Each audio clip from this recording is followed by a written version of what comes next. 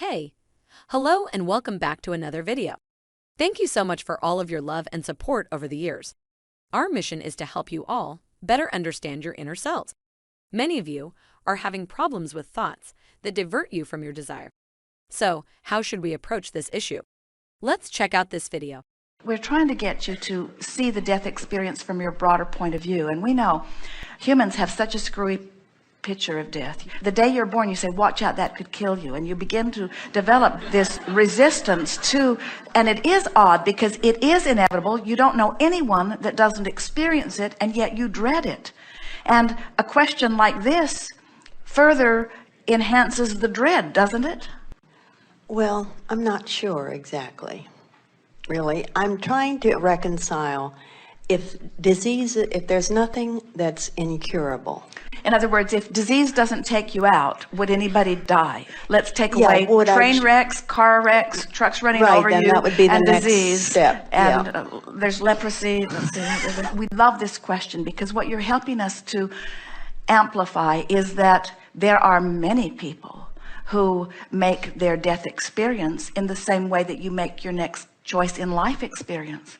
In other words, sometimes you've lived enough life and you put enough into vibrational escrow that the death experience is the call of source. In other words, when this time-space reality is no longer serving you in the powerful way that you've intended, you often opt for reemergence into non-physical and a fresh start again. Humans don't like the thought of that, because they say, oh, the last start was pretty rough going and I just got it squared away and now I have to start all over. I have to be a teenager again.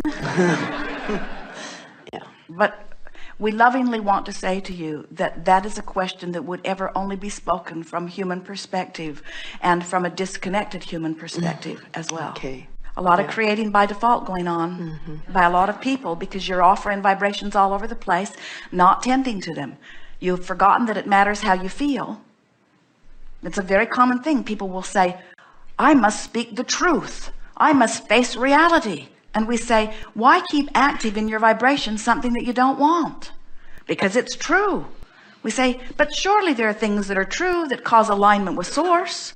In other words, just because it's true, it doesn't deserve your attention. Pick the things that are true that feel good when you focus upon them and let that be the vibrational basis of your life experience. It is tricky when you have been using what you see with your eyes and hear with your ears and so on as your acknowledgement of what's happening, to have something that is 99% created and not be able to see it takes an element of faith that if you don't know about the laws of the universe and you don't know that the way you feel means something, what happens is you'll be moving along. You'll find a positive thought. You'll think about what you want. You'll view something that you appreciate. You'll come into vibrational alignment with the idea of this, and you are moving right along to it. And then you'll see someone who right now has exactly what you want, which reminds you that you don't have it right now, and you turn upstream. So all that's happening is you're turning toward it and away from it, and toward it and away from it, because you're letting what is control the direction of your thought rather than what you want to be. You have created this magnificent relationship that your inner being is already fully enjoying.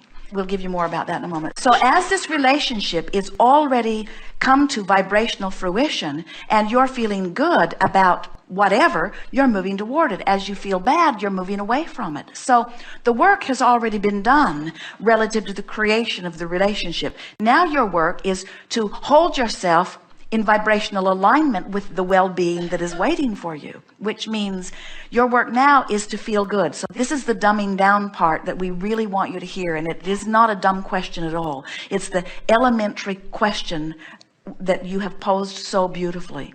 You have to care about how you feel, not about the guy, because the guy's a sure thing. But when you pick up the stick that says my mate, you pick up the stick that has him missing on one end, and you don't believe he's present on the other. So every time you activate the vibration of relationship, it turns you upstream.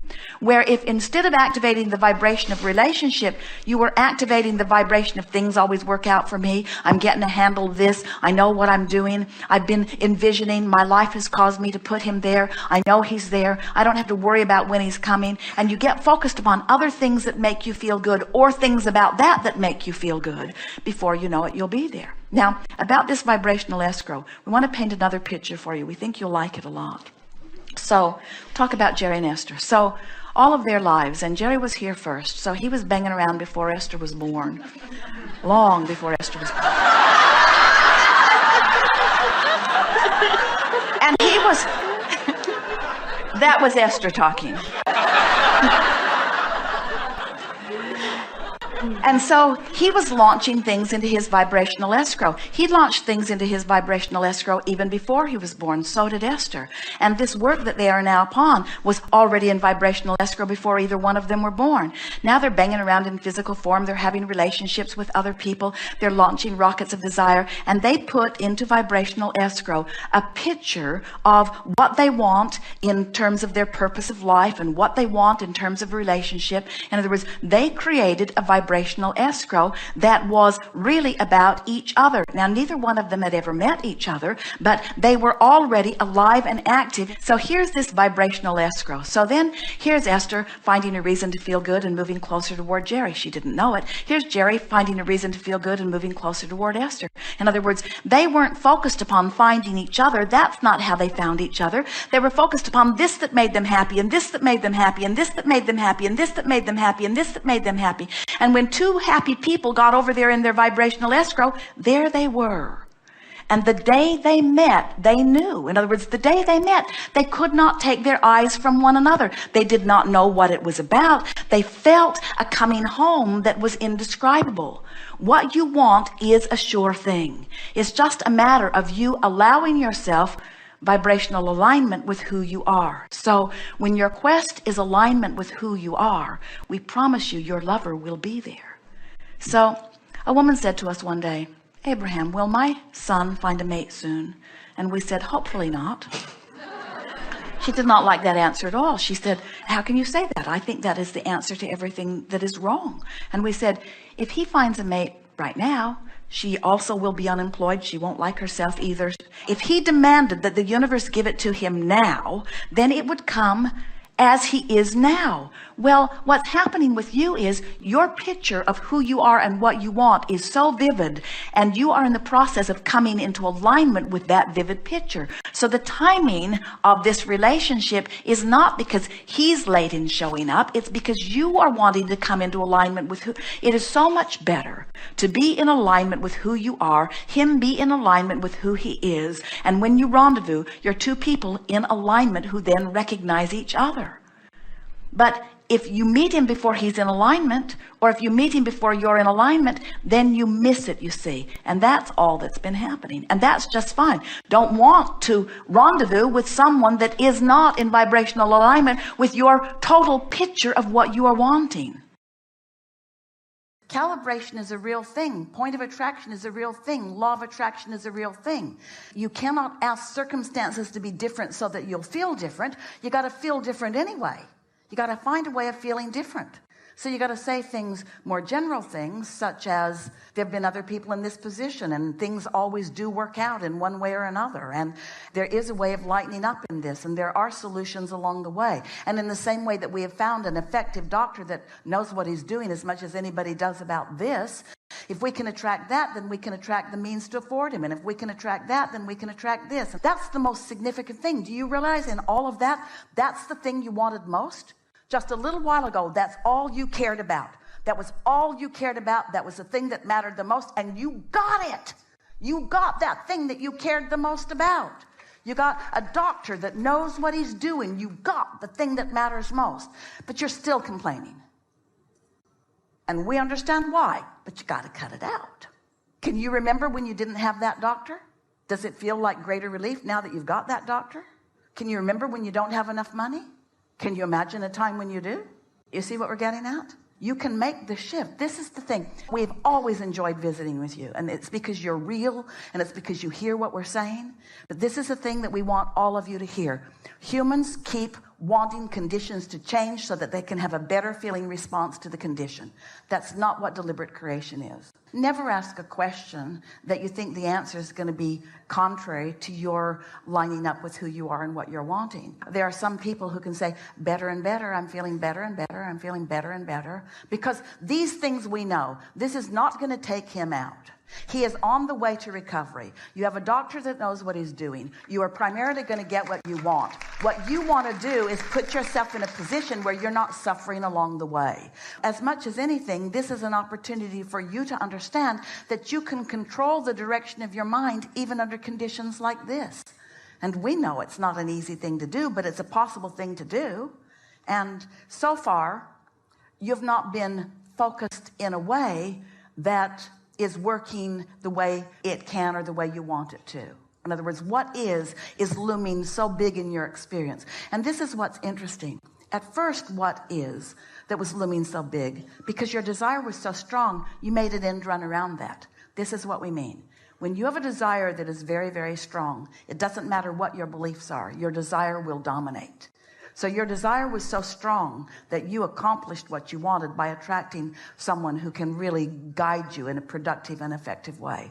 Oh, that is so big. That is so worth celebrating. That's so worth thinking about, you see. But that's because your desire was really, really strong. These other things that are getting you down, like not getting enough sleep or like worrying about money, this is not new stuff for you. These are the things you've been squabbling with each other about from the beginning of your relationship together. Isn't that right? Haven't you been worried about money as long as you've known us?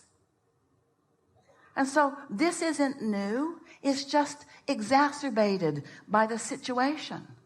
And so isn't it time for you to get a handle on that? And in the same way that this diagnosis caused an eruption of desire within you that was so big that the desire was so strong that it overrode your belief system, this now desire for money is big like that too.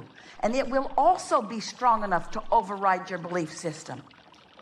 That's what this is about, is to show you the power of pure desire. Most people aren't even close to pure desire because in most cases it doesn't matter that much. If you sort of want it and you sort of don't believe it, no big deal. No big consequences of negative attraction. But when you really, really want it and you're focused in opposition to it, big, big deal. Big enough that with all you know and with what the two of you know, you overcame that. You accomplished so much about that desire. And the other desires will follow too. They will. But you have to decide that how you feel. You see. Thank you for your time. We hope you enjoy this video and will share it with others to help those in need. Subscribe now for our next video.